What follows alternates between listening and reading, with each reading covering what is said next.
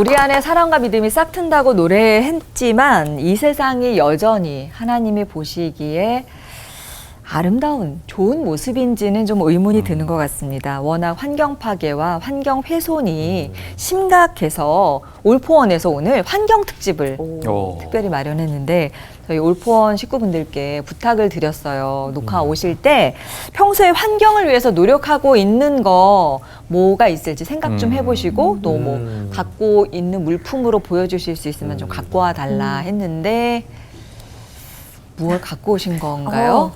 짜잔! 제가 가져온 건 이건데요. 모르시는 분들도 계실 텐데 아마 유명 센터장님은 보시면 딱 이거구나 하실 거예요. 이게 밀랍 랩이라고요. 그냥 일반 랩은 한 번 쓰고 버리잖아요. 근데 이 밀랍으로 만들어진 이게 한 번 코팅이 된 랩은 몇 번이나 이제 샌드위치 같은 거를 이제 포장하고 갖고 다니고 그리고 다시 물로 씻어서 또 쓰고. 근데 깨끗하죠? 이제부터 써보려고요. 네. 오늘 개봉. 네. 정훈 씨는? 저는 뭐 다 많이들 아시겠지만 요 텀블러. 네, 텀블러를 들고 다니는데 이 텀블러가 사실 고장이 났어요.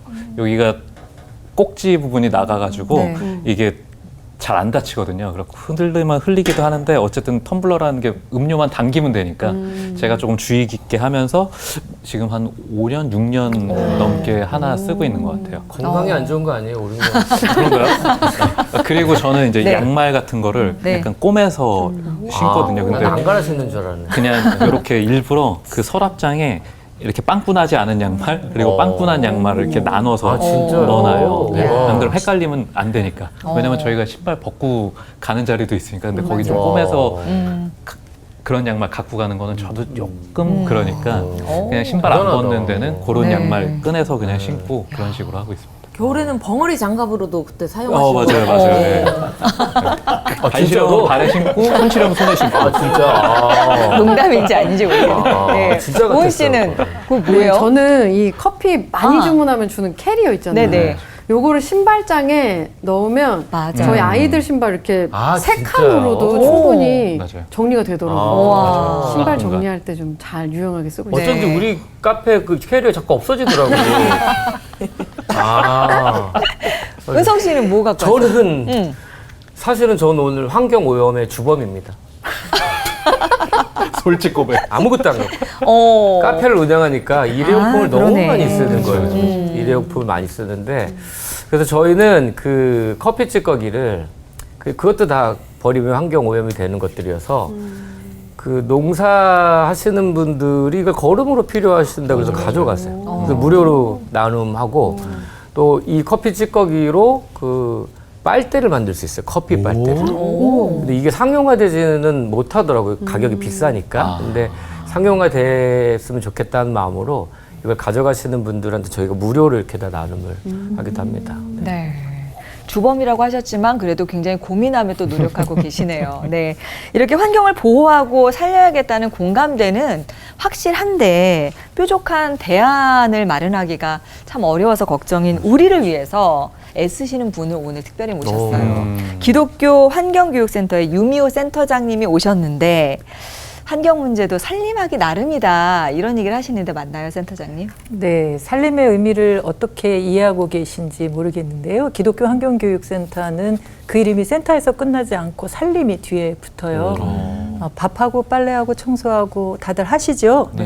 근데 그게 살림이거든요. 네. 근데 그게 나를 살리고 남을 살리고 지구를 살리고 우리 아이들을 살리는 그 살림 그게 하나님이 우리에게 주신 생명을 이미 주신 걸 알아채고 그 생명을 누리는 게 살림이거든요.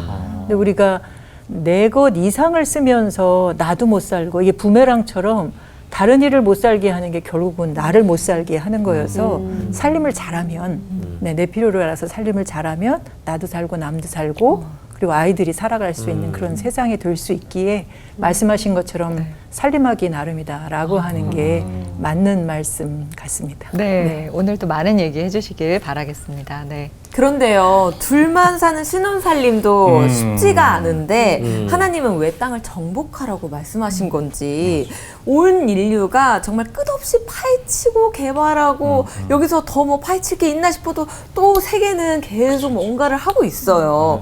왜 이렇게 그냥 개발하게끔 냅두시는 건지 환경 문제 하면은 무기력한 마음도 드는 게 사실이거든요, 목사님. 이게 잘 돼가고 있는 거 맞나요? 우선 정복하라는 말의 뜻을 좀 오해하는 데서 비롯된 것 같습니다.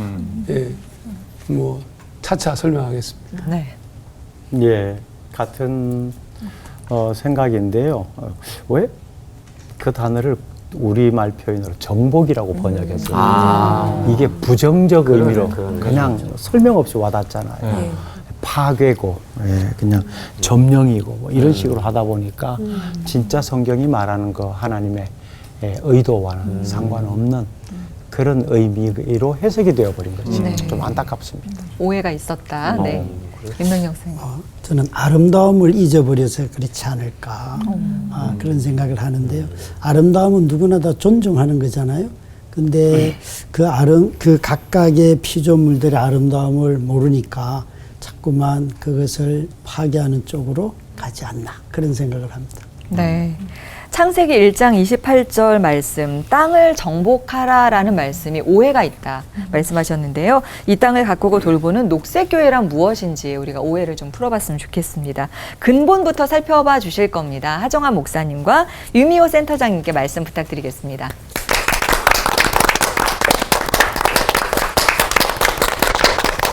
네, 여러분 잘 지내셨죠? 네. 오래간만에 싹트네 했더니 좀 싹이 기분이 틉니다. 좋아졌죠.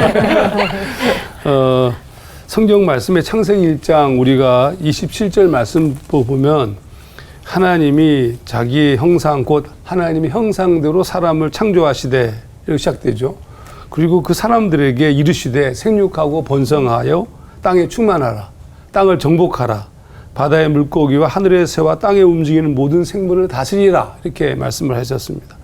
사실 이 말씀이 우리가 잘 오해하고 있는 말씀의 부분이기도 합니다.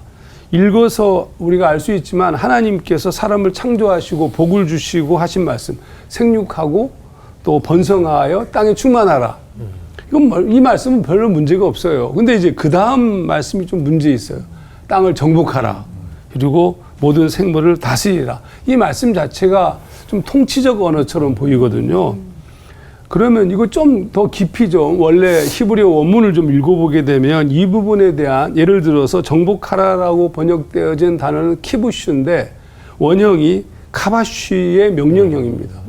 그리고 다스리라로 번역되어진 레두는 라다의 명령형입니다. 명령형으로 쓰여졌으니까 더 좀 어떻게 보자면 강압적이고 뭔가 복종해야 될 것 같은 그런 느낌이 있죠.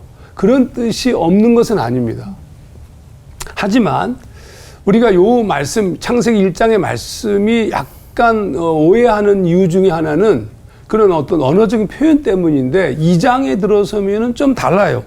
하나님께서 사람을 창조하신 후에 창세기 2장 15절을 좀 주의할 필요가 있는데 이렇게 말씀합니다. 여호와 하나님이 그 사람을 이끌어 에덴 동산에 두어 그것을 경작하며 지키게 하시고 조금 다르죠. 그럼 1장과 2장의 차이는 뭘까? 1장은 인간 이해가 하나님의 형상대로 지음을 받은 어떤 왕의 자녀로서의 위치를 말하는 것이라면 2장의 인간 이해는 하나님이 세상을 어떻게 대하시는지에 대한 방법을 말씀한 겁니다. 그러니까 하나님이 세상을 창조하시는 기록 자체는 여러분 우리가 잘 알듯이 아름다움 자체예요. 그래서 계속 반복하는 말씀이 보시기에 좋았더라 좋았더라 이렇게 말씀하시거든요. 그러므로 보시기에 좋았더라고 계속 말씀하시는 하나님께서 정복하라 다스리라 늘 폭력적이고 좀 물리적 통치 개념으로 이해하는 것은 좀 뭔가 좀 안 맞아 보이죠. 그러니까 하나님께서 이 창조하신 세상을 하나님께서 아름답게 창조하신 세상을 잘 돌보라는 의미가 여기 들어있는 것이 우리가 2장을 읽으면서 알 수 있다는 뜻입니다. 그런데 이제 인간이 오해한 거예요. 아까 반복해서 말씀드리지만 창세기 1장에 정복하라 다스리라의 의미를 다르게 생각한 겁니다. 그럼 이 말씀을 조금 살피기 위해서 대조해야 될 성경이 시편 8편입니다. 시편 8편은 이렇게 시작하잖아요. 여호와 우리 주여 주의 이름이 온 땅에 어찌 그리 아름다운지요 주의 영광이 하늘을 덮었나이다 이렇게 시작합니다. 근데 6절 말씀 8장 6절 말씀이 우리가 읽은 창세기 1장 말씀과 똑같습니다.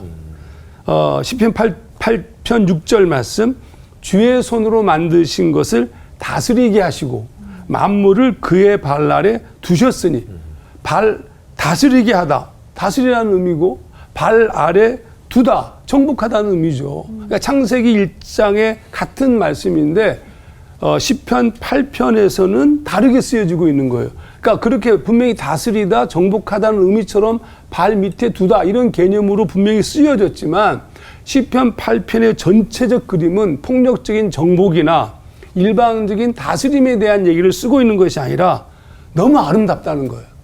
너무 아름답다는 걸 전제로 하고 있습니다. 좀 더 구체적으로 얘기하면 이 세상에 있는 모든 피조물들은 하나님의 영광을 드러내고 있다. 이렇게 시편 8편은 얘기하고 있는 거거든요. 그러니까 피조물들은 어떤 존재냐 하면 하나님을 생각하고 하나님을 깨닫게 하도록 피조물들이 준비되어졌다는 뜻입니다. 그래서 이 시편 기자가 이렇게 고백하는 거예요. 사람이 무엇이기에 주께서 그를 생각하시며 인자가 무엇이기에 주께서 그를 돌보시나이까. 여호와여 우리 주여 주의 이름이 온 땅에 어찌 그리 아름다운지요. 아니 세상에 있는 하늘과 별의 그 별과 그 다음에 달과 흩어져 있는 모든 세상의 것들을 바라보면서 뭘 느끼냐 하면 하나님의 아름다움이 느껴지는 거예요. 하나님 막 경험되는 겁니다. 그런데 여러분 여기서 매우 재미있는 표현을 쓴 거거든요. 그러므로 다스리라는 개념과 발 아래 두라, 정복하라는 개념은 우리가 일반적으로 잘못 오해하고 있었다는 것을 금방 알 수 있죠. 그러면 이 세상은 어떤 거예요? 이 세상의 모든 피조물들은 다 하나님을 드러내는 하나님의 또 다른 형상이라는 사실입니다. 그래서 로마서는 어떻게 표현하고 있냐면 창세로부터 그의 보이지 아니하는 것들, 곧 그의 영원하신 능력과 신성이 그가 만드신 만물에 분명히 보여 알려졌나니 그러므로 그들이 핑계하지 못할지니라 이렇게 말씀하셨어요. 세상의 모든 것들은 하나님을 드러내는 존재들이라는 뜻이에요. 우리가 생태계를 파괴하는 것은 어떤 의미에서 하나님의 형상을 훼손하는 것이다 이렇게 말할 수도 있는 거죠. 우리가 아름다운 산과 바다와 뭐 하늘의 별과 달을 보면서 하나님을 막 경험하잖아요. 다윗이 고백한 것처럼. 근데 자연 생태계를 우리가 착취하는 것은 파괴하는 것은 결국 하나님의 형상, 하나님의 피조물을 파괴하는 행위와 거의 같은 것이다. 하나님의 현현을 방해하는 것이다. 이렇게도 말할 수 있는 거죠. 그러면 이제부터 우리가 교정해서 해석할 부분은 창세기 1장 28절의 정복하라와 다스리라에 대한 해석입니다. 우선 정복하라는 개념 자체는 우리가 정복하다고 쓰여졌지만 이 카바시라는 개념이 개간하다, 정리하다, 하나님의 질서 안으로 들어오게 하다라는 뜻입니다. 그러니까 매우 주권을 가지고 하나님이 주신 창조물들, 하나님의 피조물들을 질서 속으로, 하나님의 질서 속으로 들어오게 하는 역할을 우리에게 맡기셨다는 뜻이에요. 다스리라는 말씀도 마찬가지입니다. 다스리라는 말씀은 왕의 통치 개념인데 시편 72편 8절에 그가 바다에서부터 바다까지와 강에서부터 땅끝까지 다스리니라고 할 때 똑같은 라다를 쓰고 있습니다. 이 말씀은 무슨 뜻이냐 하면 이 세상을 하나님의 메시아적 관점에서 세상을 잘 돌보고 잘 도와야 된다는 의미를 가지고 있다는 뜻입니다. 오늘 우리가 정복하다, 다스리다는 말씀만 들으면서 그걸 너무 문자적으로 해석해가지고 함부로 착취하고 심지어 스스로 이 세상을 소위 말하면 남용한 것은 결국 자기 스스로가 하나님이 만드신 세상에 대한 어떤 의미에서 볼 때 훼손하는 행위와 같다. 또 스스로 지구 생태계를 남용하고 폭력적인 태도를 취하는 것은 스스로 타락한 존재임을 드러내는 것이고 어떻게 보자면 최상위 포식자처럼 하나님이 우리에게 허락하신 이 놀라운 청지기로서의 사명을 훼손하고 포식자처럼 행동했던 것이다. 그러므로 사실 생태계 문제, 이 문제는 뭐 이렇게 논의할 문제가 아니라 하나님의 사람으로서 우리가 당연히 취해야 될 어떤 책임과 태도가 있는 부분이다. 이렇게 생각해야 될 부분이라고 생각합니다. 같이 잠깐 기도하겠습니다. 하나님 아버지, 하나님이 창조하신 이 세상을 바라보면서 우리가 함부로 대한 것은 사실 하나님의 형상을 훼손하는 행위와 같다는 것을 또한 우리가 살폈습니다. 하나님 이런 우리의 모습을 용서해 주시고 우리에게 맡긴 이 세상을 잘 돌보고 아름다운 세상을 가꾸는 일에 우리의 삶을 최선을 다할 수 있도록 인도하여 주시옵소서. 우리의 죄를 용서하여 주시기 원하오며 예수님 이름으로 기도하옵나이다. 아멘.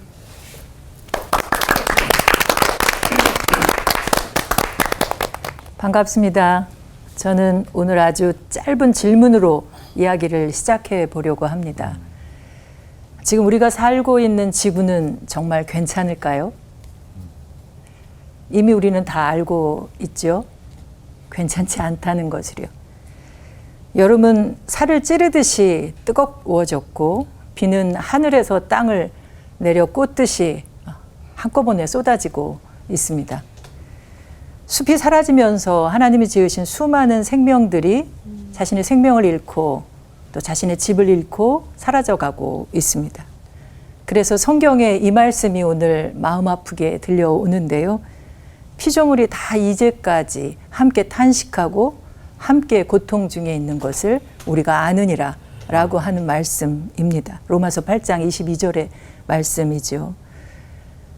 지금 창조세계가 크게 탄식하고 있습니다. 하나님의 자녀인 우리를 애타게 기다리며 울부짖고 있습니다. 그런데 성경은 우리 인간을 이 땅의 주인이라고 말한 적이 단 한 번도 없습니다. 시편이 분명하게 선포하죠. 땅과 거기 충만한 것과 세계와 그 가운데 사는 것들이 다 여호와의 것이니라 라고 시편 24편에서 말씀하고 있습니다. 맞습니다. 이 세상은 하나님의 것입니다. 하나님은 이 아름다운 창조 세계를 교회와 우리에게 잠시 맡기셨을 뿐입니다. 우리는 주인이 아니고 지키고 돌보아야 할 청지기입니다. 그런데 우리는 종종 창세기 1장 28절에 정복하고 다스리라는 말씀을 크게 오해하고 있습니다. 마치 자연을 마음대로 쓰고 버려도 되는 것처럼, 그래도 되는 면죄부처럼 그 말씀을 이용합니다. 하지만 정복하고 다스리는 그 범위가 정해져 있는 것이 하나님의 보시기에 좋은 것 안에서, 하나님이 보시기에 참 좋은 것 안에서만 정복하고 다스리는 것이 허용됩니다. 그러지 못했기 때문에 지금 그 결과로 우리는 상처 입은 지구에서 살아가고 있습니다. 기후위기 한복판에서 우리 또한 상처받고 힘들어하고 있습니다. 하지만 성경은 그 다음 장에서 우리에게 진짜 사명을 말씀해 주시죠.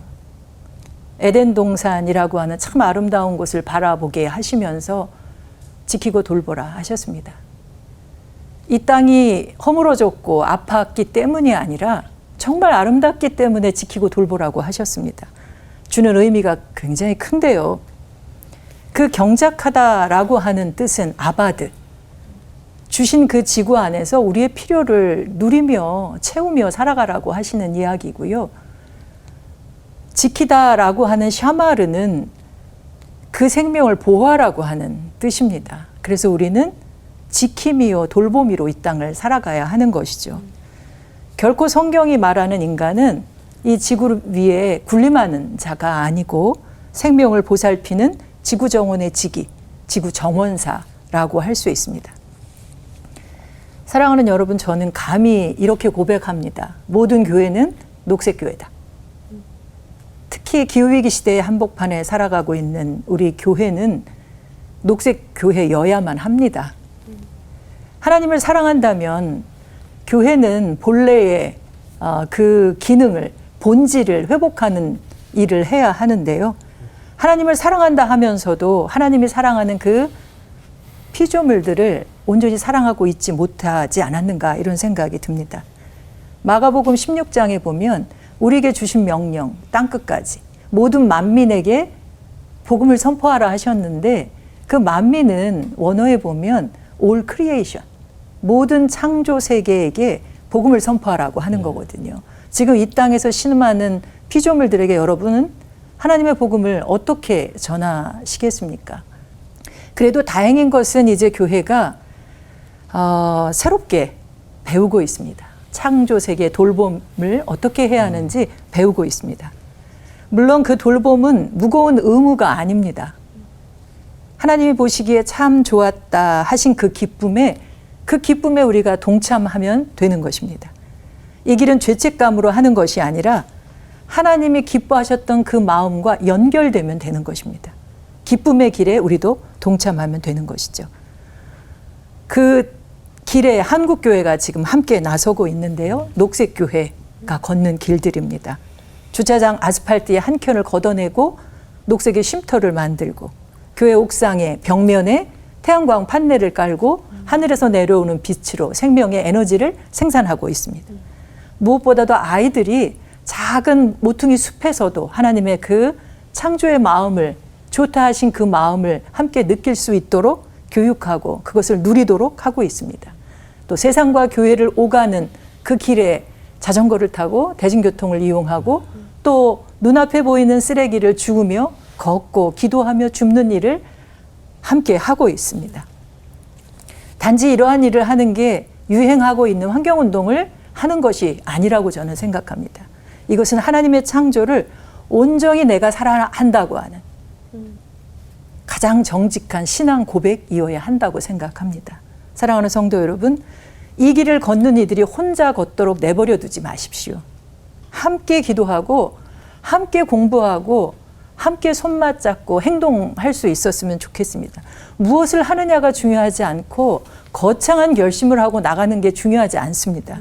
내가 쓰고 버리는 것이 무엇인지 한 번 더 돌아보는 마음, 그리고 우리의 교회의 에너지가 좀 더 깨끗하고 안전한 곳으로 바꿀 수 있는 그런 용기, 아이들의 손을 맞잡고 하나님이 지으신 그 자연에 귀 기울이는 시간을 갖는 것, 이 작고 분명한 한 걸음이 그것이면 충분합니다.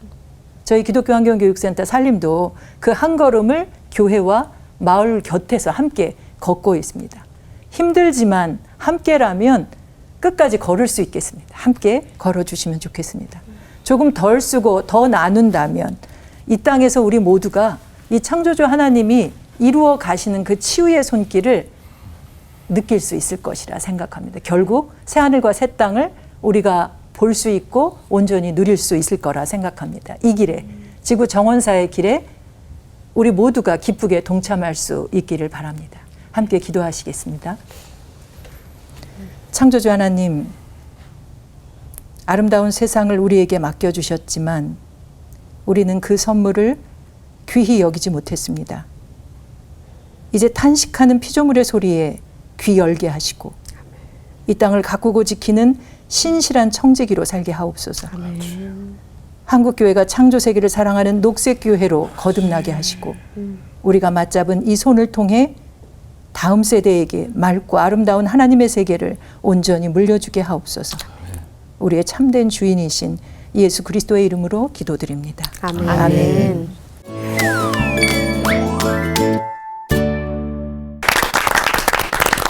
하나님이 맡겨주신 정원을 가꾸고 돌봐야 되는 정원사로 우리를 삼으셨는데 정원사가 그 막 정원을 파괴하고 방해하고 그러고 있는 우리라는 말씀을 해주셔서 아, 이러다 벌 받는 거 아닌가라는 생각도 들고요. 어디서부터 좀 바로잡아야 될까요?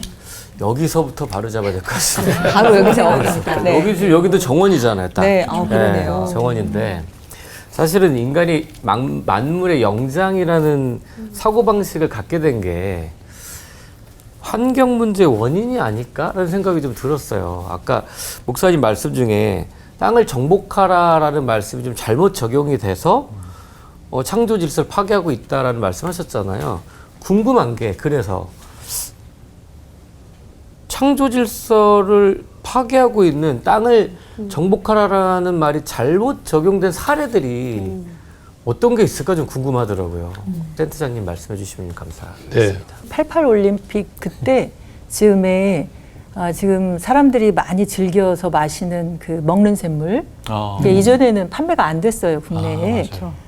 해외로만 판매하는 게 허용이 되다가 그 이후로 먹는 샘물이 판매가 되기 시작했거든요.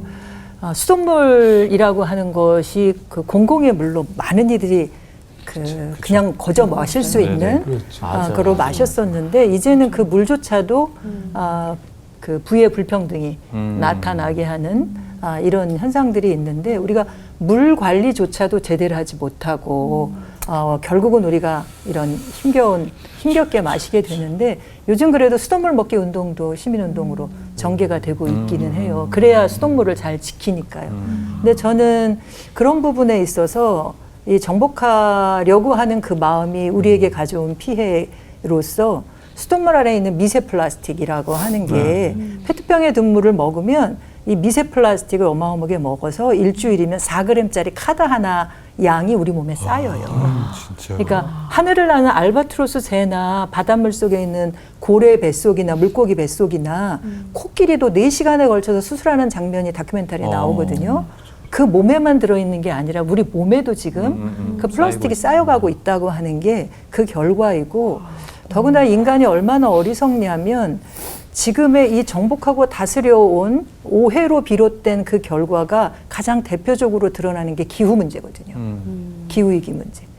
제가 환경운동을 올해로 36년째 하는데 그 기간 동안 동일하게 과학자들이 과학의 언어로 이 기후 문제가 얼마나 심각해 왔는지를 모니터링 해왔어요. 6번에 걸쳐서 종합보고서를 내고 지금 온도가 얼마나 올랐고 이 올린 게 인간이 배출한 그 탄소량이 얼마나 됐고 인간의 책임을 얼마나 됐는지 6번 밝혔거든요. 근데 한 번도 그 양이 줄지 않았어요. 근데 그 책임량은 90년대 초에 제가 91년부터 이 일을 시작했는데 30% 정도 됐다 그랬거든요. 인간 책임이. 정신을 차리기에는 좀 적은가요? 30% 잘못했다고 하면 사람마다 좀 다르죠. 그렇죠. 그거조차도 반성하고 회개하고 돌아서야 할 텐데 목회자들이 안 가르쳐 주셨어요. 갑자기 목사님들이 혼나는 분위기로. 네. 목사님들이 탓이었어요? 아니, 그런 건 아닌데 말씀으로 선포하시면서 이 얘기를 들려주셨다면 많은 그리스도인들이 회개하지 않았을까 생각하는데 그러지 않아서 2000년대 들어와서 66%가 됐어요. 과학의 언어로 2배가 넘었어요. 그리고 2007년에 4차 보고서가 나왔는데 90%가 된 거예요. 인간의 책임이. 그리고 2013년에 5차 보고서 때는 줄었으면 좋았겠죠. 95%가 됐답니다. 그리고 마지막 6차 보고서가 2022년에 나왔는데요. 95인데 거기서 더 올라갔어요. 사람들은 그 정도 90%가 넘으면 정신 차려야 되잖아요. 그때는 또 많이 알려졌거든요. 근데 2022년 나온 데이터가 99.9% 이상. 명백한 사실이다 하다 보니 과학자들이 더 이상 입증할 게 없다. 그래서 거리로 나와서 목소리를 내는 분들이 크리스찬 과학자들 중에도 여럿이 계십니다. 이런 것들을 보면 우리가 성경을 다시금 새롭게 읽는, 지구를 살리는 관점에서 성경을 읽는, 그래서 저희 살리면서 그런 책들도 번역하고 교재화할 수 있는 걸 많이 만들어내고 있는데요. 착한 일을 한다고 하면서도 조심해야 될 게 있는 거예요. 한국 교회가 해외 선교 많이 하잖아요. 네. 해외 선교 한다고 포장재 과포장해서 보내면 한국에서는 이거를 리사이클링 할 수 있는 기술이 있는데요. 거기는 아무것도 쓰레기에 비닐 플라스틱 계속 쌓여야 해요. 제가 저 남쪽에 있는 한 교회가 라오스를 10몇 년 선교를 했다고 하는데 새로 오신 취임하신 위임받으신 목사님이 하신 말씀이신데요. 우리가 선교를 하고 선물을 보냈는지 쓰레기를 보냈는지 모르겠다 이런 얘기를 하시는 거예요. 거의 이렇게 쌓여 있는 걸 보면서. 그러니까 선교지의 기후 취약성은 우리 대한민국보다 훨씬 더 심각하거든요. 근데 생존의 우선순위에서 밀리기 때문에 그들의 위기의식은 낮지만 훨씬 더 약한 고리이고 그들이 거기서 무너져 내리면 부메랑처럼 결국 우리도 못 살거든요.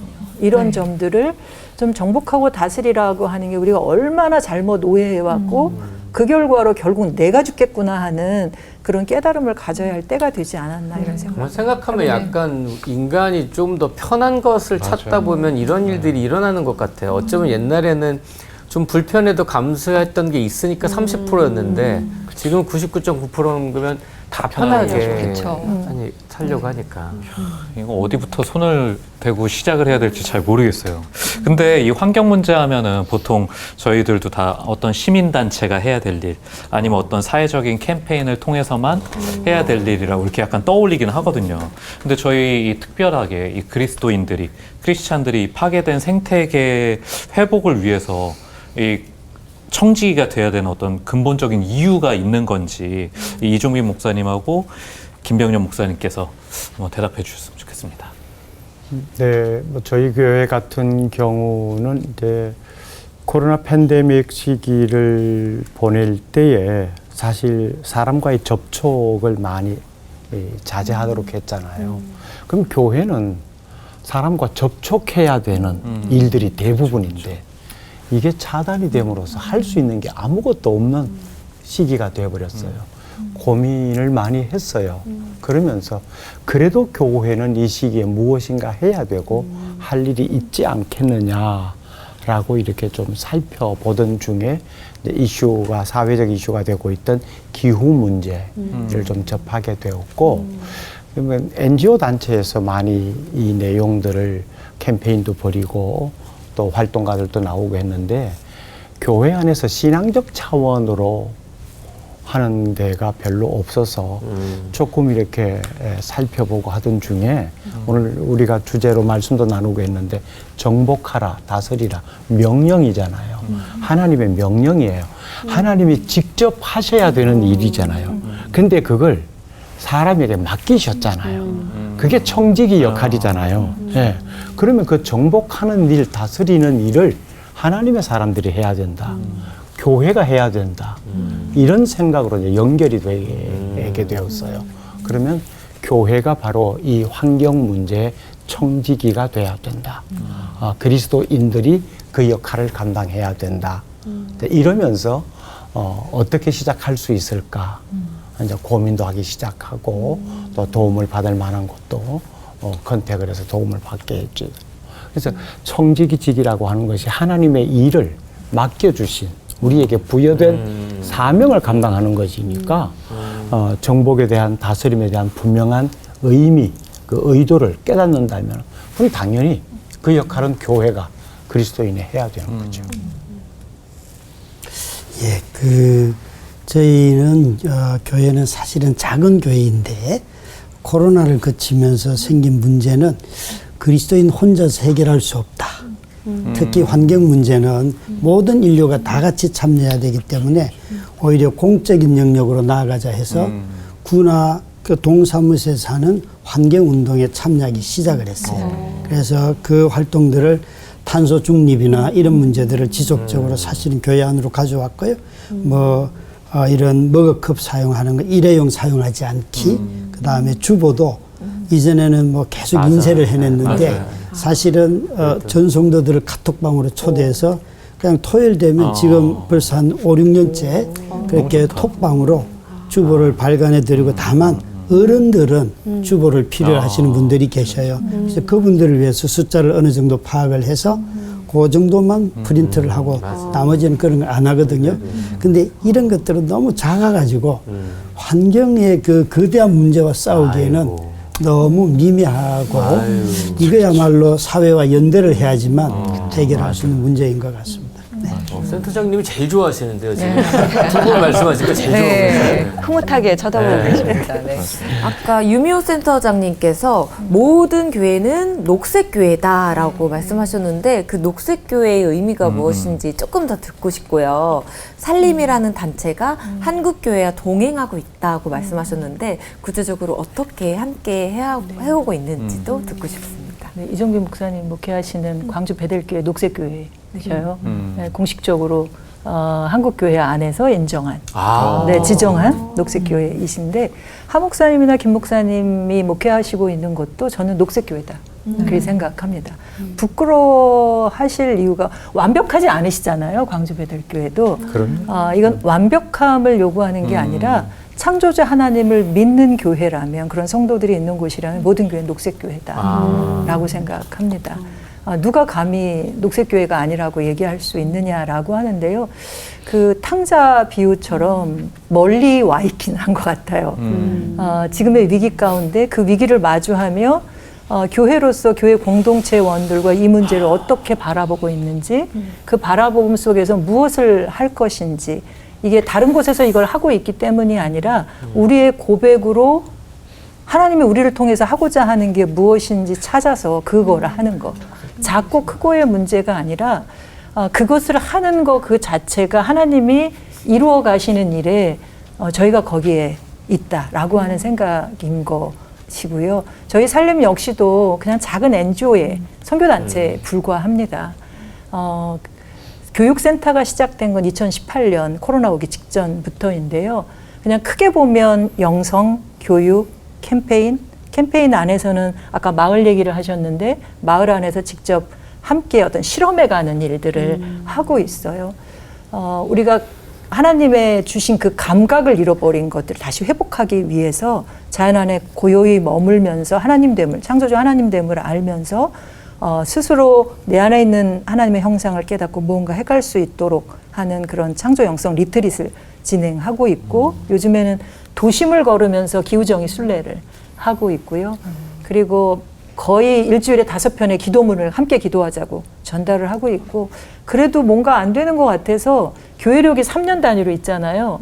52주 교회력을 3년을 목표로 지금 올해 첫 해를 레터를 보내는 일을 시작했습니다.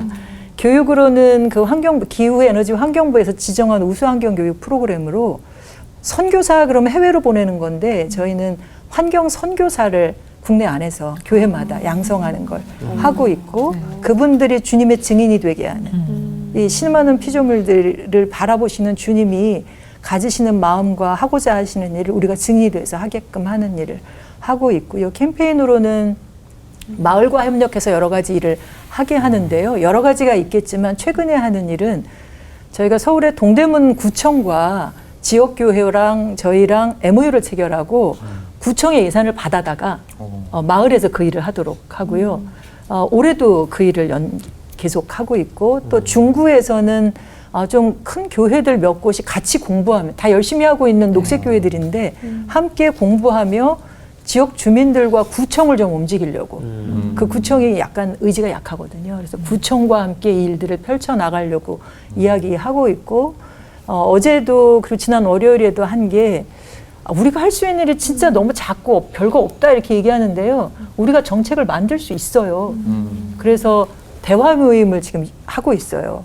우리가 이런 불편함이 있는데 이거 정책으로 어떻게 만들지 해서 지금 몇 사람들이 모여서 교인들이 모여서 대화하면서 그 만든 우리 생활의 언어로 만든 정책을 지금 후보자들이나 혹은 새롭게 당선된 구청장이나 행정에게 전달할 준비를 현재 하고 있습니다. 교회마다 정말 작은 일이 아니라 작은 일을 잘했다 칭찬하시고 더 큰 일을 할 수 있게 하시는 주님의 능력을 믿고 한번 같이 해갔으면 좋겠다 이런 말씀 드리고 싶습니다. 네.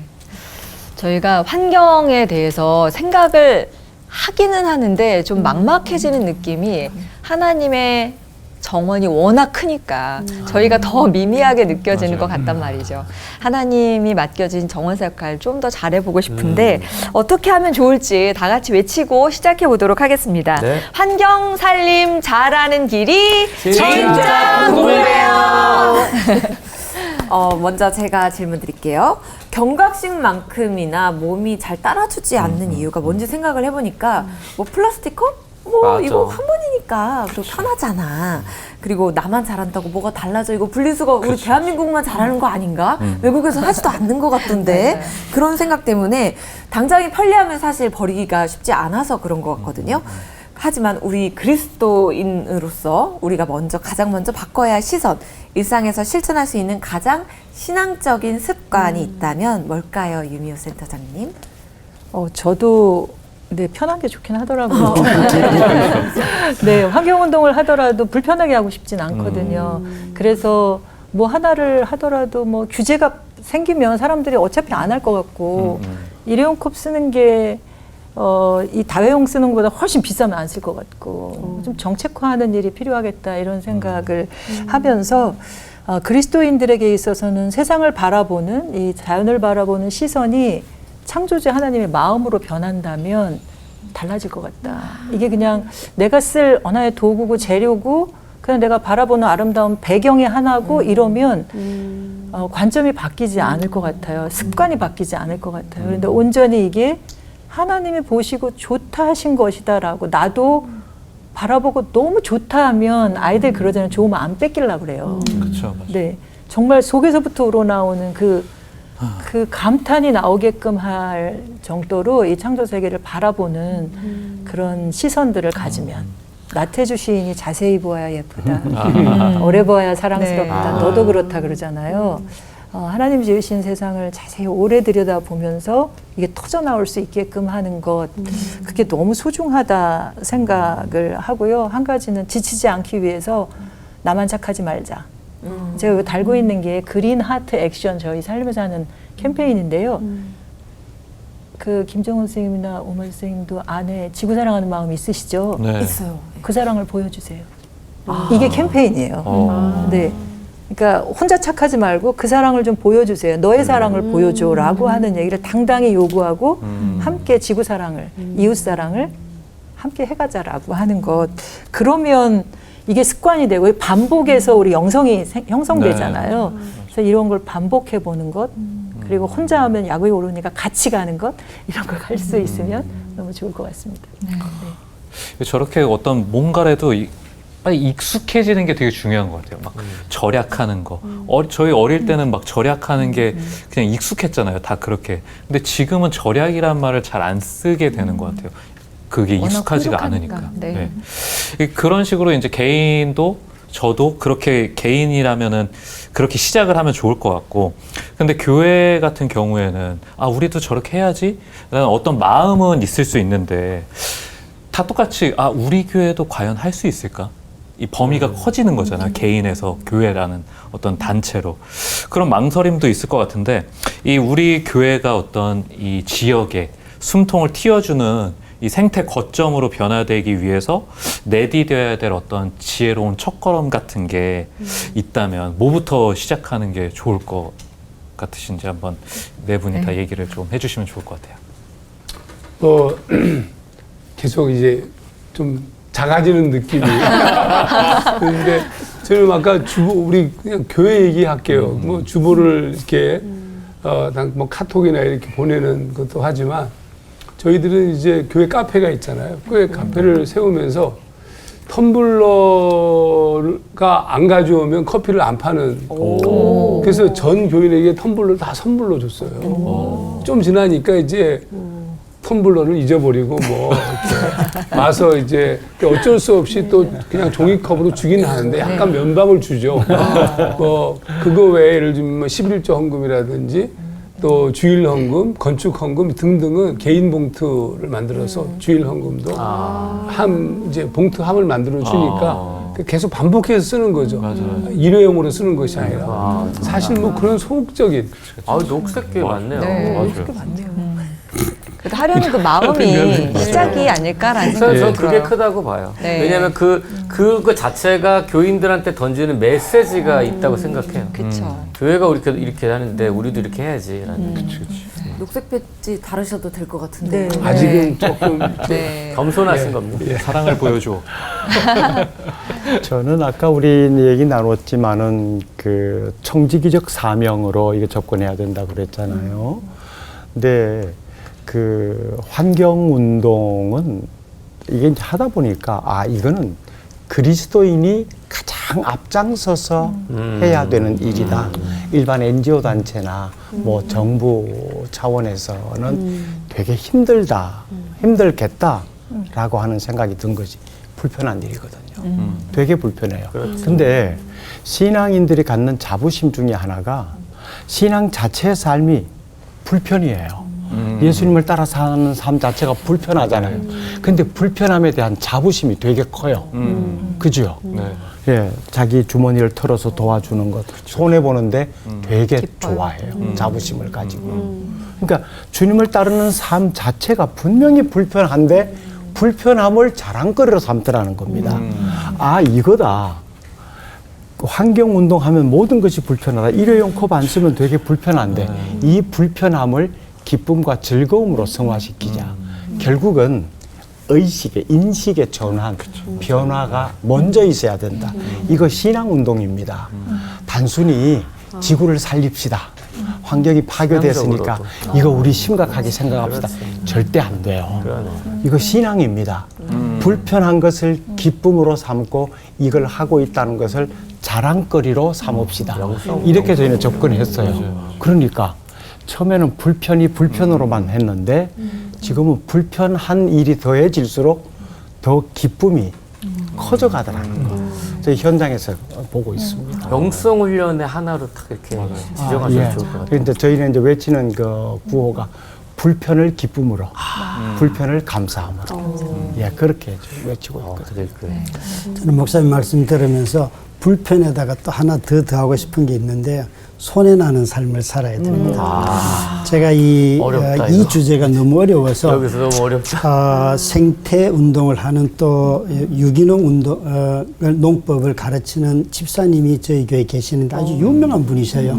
어제 저녁에 만나서 저 내일 가서 이거 하는데 공부하고 도대체 오셨어요. 뭘 얘기하는지 가르쳐 주세요 그랬더니만 과외를 딱 이러시더라고요. 목사님 목사님이 유기농 농산물을 사라고 얘기할 수 있겠어요? 이러는 거예요. 그래서 그게 무슨 관련이 있어요? 그랬더니만 유기농으로 만들어야지만 땅에 힘이 발견이 되어서 그 힘에 의해서 땅에 충만하고 번성하고 이게 그게 핵심이라는 거예요. 성경적인. 네, 그런데 우리 모두가 다 유기농 그러면 다 비싸잖아요. 그렇죠. 비싸, 싼 게 좋은 거고. 저희 교회는 그 광고 한번 했어요. 네. 공적 커피 좋아하시죠? 공정무역 커피 하세요. 네. 아예 대놓고 광고를 했어요. 그래서 비싼 것을 비싸게 마시세요. 손해로 보더라도. 예, 불편하면서도 손해나는 삶을 살지 않으면 사실은 우리가 자기 삶을 깎아내리지 않기 때문에 희생하지 않기 때문에 이런 일을 하는 사람들이 위로가 될 수 없는 그런 것 같습니다. 뭐 기후 위기, 환경 오염, 뭐 탄소 중립 이렇게 생각하면 뭔가 거창하고 되게 막막해지는데 우리 생활에서도 우리가 할 수 있는 일이 참 많구나라는 생각이 들면서 이게 왜 내 문제인지 좀 인식하는 사람이 많아진다면 참 좋을 것 같다는 생각이 들어요. 네, 그 환경 위기가 이 전 인류 공동체의 문제라는 그 인식을 어떤 걸 보면 확실하게 가질 수 있을지 궁금하고요. 그럼에도 지극히 작은 나 한 사람이라도 실천을 꾸준히 할 수 있다면 너무 좋겠는데 그거를 꾸준히 할 수 있는 원동력은 어디서 나올지도 궁금합니다. 근데 신앙적 삶으로 접근해야만이 가능한 일이고 그래야 된다고 생각해요. 신앙은 중단할 수 없는 여정이잖아요. 그러니까 계속해서 어디선가 이 신앙의 여정을 이어가기 위해서 개인 나름대로 영성 관리를 하잖아요. 예, 마찬가지로 이것이 신앙적으로 접근이 돼야 불편함이 점점 커져도 그것을 불편함으로 느끼지 않고 계속 그 환경에 대한 생각을 이어갈 수 있다. 그렇게 생각합니다. 그 주일 대표 기도를 하시는 분들이 저희 교회는 토요일 저녁에 저를 만나도록 해서 같이 기도하거든요. 그때 기도 준비에 꼭 넣어달라고 부탁하는 제목 중에 하나가 환경 문제를 꼭 대표 기도에 넣어주십시오라고 부탁을 드리고 있습니다. 네, 아주 좀.